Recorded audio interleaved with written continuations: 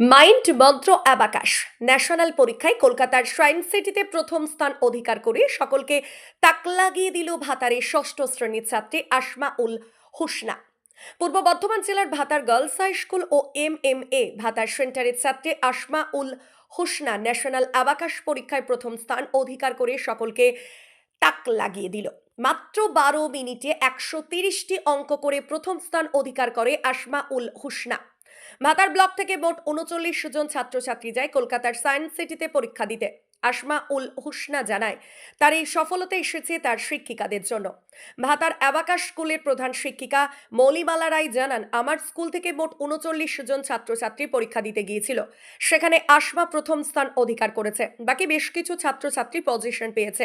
সকলের জন্য আমার আশীর্বাদ রইল, তারা আরো ভালো রেজাল্ট করুক। ভাতার থেকে আমিরুল ইসলামের রিপোর্ট, সুন্দর বাংলা নিউজ। এসেছেন আমি কলকাতা সায়েন্স সিটিতে ন্যাশনাল মাইন্ড মন্ত্র অ্যাবাকাশ 2025-এ পরীক্ষা দিতে এসেছি। আমার যে লেভেলটা হচ্ছে সেটা হচ্ছে স্মল ফ্রেন্ড, সেখানে আমি প্রথম স্থান অধিকার করেছি। এই পরীক্ষায় সাফল্যতা পেয়ে আমি খুবই খুশি হচ্ছি। আমার এই পরীক্ষার সফলতার জন্য আমার সকল শিক্ষিকা ও আমার বাবা মা অর্থাৎ আমার গার্জেনকে আমি আমার ধন্যবাদ জানাবো। পড়েন। আমার নাম আসমা উল হুসনা, আমি ভাতার গার্লস হাই স্কুলের ষষ্ঠ শ্রেণীর ছাত্রী এবং আমি ভাতারে অ্যাবাকাশ শিখি। আমরা আজকে কলকাতা সায়েন্স সিটি অডিটোরিয়ামে এসেছি। মাইন্ড মন্ত্র অ্যাবাকাশ ন্যাশনাল লেভেল এক্সাম ছিল আমার স্টুডেন্টদের, তো আমার প্রচুর স্টুডেন্ট প্রাইজ পেয়েছে এখান থেকে। তো আমার খুব ভালো লাগছে এটা জেনে।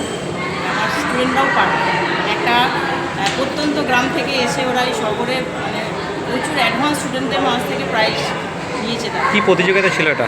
এটা ন্যাশনাল অ্যাবাকাসের কম্পিটিশান ছিল ন্যাশনাল লেভেলে। কত ছেলে পরীক্ষা দিয়েছিল? 2000 প্লাস। হ্যাঁ, তো স্মল ফ্রেন্ড থেকে ফার্স্ট পজিশনে আছে আসমা উল হুসনা, ফিফথ পজিশনে আছে সুতপা দাস, আরেকজন আছে শামীম মণ্ডল, সম্পূর্ণ কোনা।